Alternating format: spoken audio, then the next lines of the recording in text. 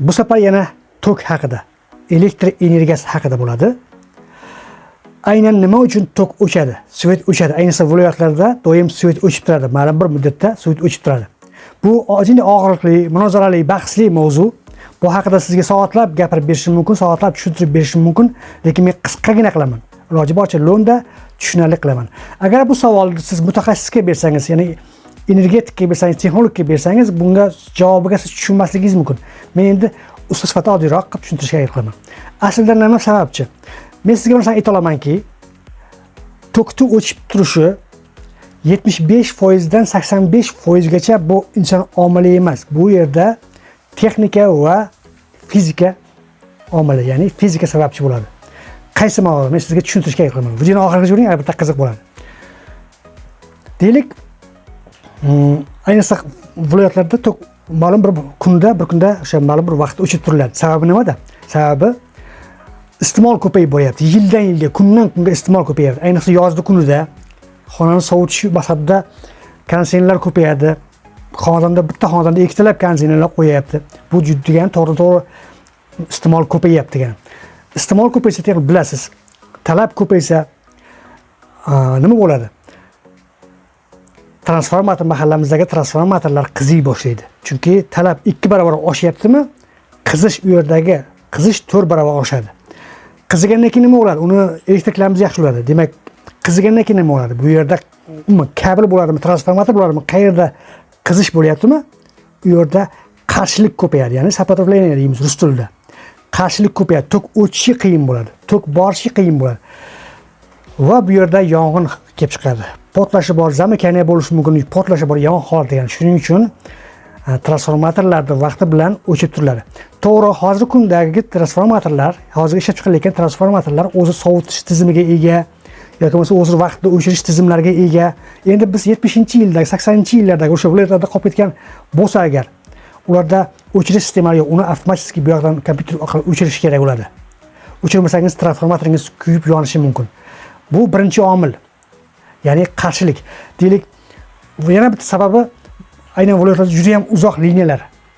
Ya'ni kabellar, stolbalar eski liniya, o'sha 70-80-yillardagi kabellar bo'ladigan bo'lsa, bu yerda siz 220 transformatordan chiqib boradi, lekin sizga yetib borishi 150, 180, 200 kamayib borishi mumkin. Chunki kabellarimiz eski, transformator eski, shuni hisobiga shunday bo'ladi. Bu omillar bu. Bu inobatga olinayotgan bir muhim omildan biri. Yana biri bor, yana bir omil bor. Buni unaqa bo'lmaydi. Uni mutaxassislarimizdan o'zi yaxshi biladi. Bu gerts o'ynashi.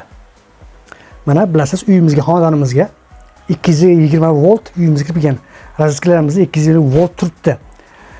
Chistota, ya'ni gerts deymiz. 50 gerts. Bu nima o'zi 50 gerts?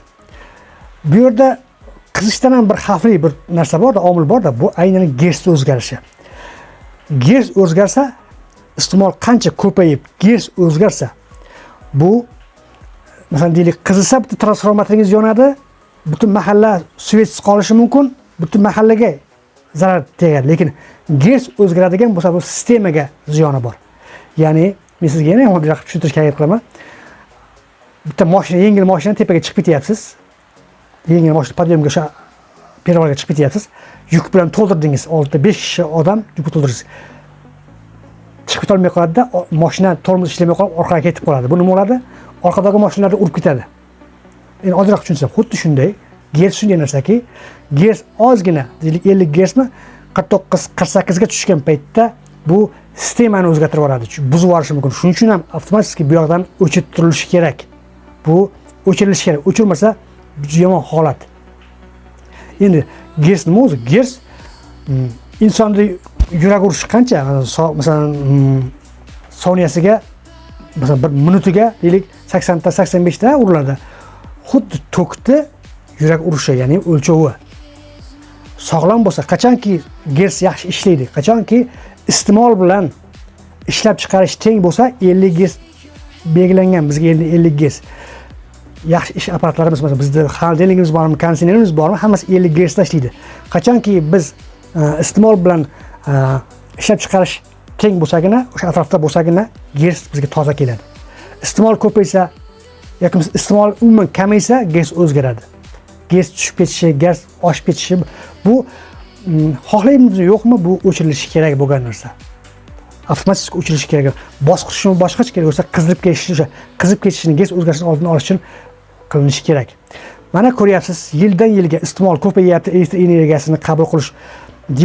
Yiliga 5%, 10% iste'mol ko'payadi. 5%, 10% deylik, bu yoqdan ishlab chiqaruvchi, tok ishlab chiqaruvchi ko'payadi. Baribir xohlaymizmi yo'qmi, iste'mol ko'pda, 1-2% ga baribir ishlab chiqarish kam. Keyin yana bir savol tug'iladi. Ayblaymiz. Bizni ataylab o'chirib qo'yapti, biz ziyon qilyapti, bizga ziyon bo'lyapti, odamlar ataylab qo'yadi. Yo'q, bu yerda ataylab qilish emas. Bu yerga tokni o'chirib qo'ysa, odamlar uchun, davlat uchun bu yerda manfaati yo'q. Qachonki davlat manfaat topadi, sizga sotsa, siz iste'mol qilsangiz foyda topadi. O'chirib qo'yishdan emas, uni to'g'ri tushunmang. O'chirib qo'yishdan manfaat topmaydi. Bu holat qishda ham takrorlanadi, qishda ham bo'ladi. Qishda bilasiz, o'tgan safar chiqishimda nima uchun gaz kamayib ketadi qish kunda? Bu haqida javob bergan, qiziq bo'lsa ko'rasiz. Nima uchun gaz bo'lmaydi? Aynan O'zbekistonda bizda elektr energiyasini ishlab chiqarish tizimi bu aynan gaz yoqish orqali, gazni qilish orqali, gaz orqali. Buni TES deymiz. Gaz bor, TES bor. Aynan masalan Angren, Sirdaryoda bor TES. Gaz yoq. 80-85% gacha biz elektr energiyani gaz yoqish orqali olamiz. Shunday ekan, qishda ham bu gaz yaxshi yetib bormasligi, gazni bosim pasayib ketishi, bu to'g'ridan-to'g'ri elektr energiyaga ta'siri bor. Oxirgi 10 yillikda 50% ga iste'mol ham ko'paydi. Ya'ni 50% ga, 10 yilda 50% ga yana ko'paydi. Ishlab chiqarish ham unaqa ham. Nimada qolib ketgan bo'lsa, savollar bo'lsa, albatta kommentariyaga yozing, javob beraman. Manfaatli bo'lgan bo'lsa, albatta manfaat bo'lsa, like va podpiska bosing. Shunday texnika va qiziqarli bu faktlar bilan chiqib turaman. O'zingizni ehtiyot qiling, yaqinlarni asrang. Rahmat.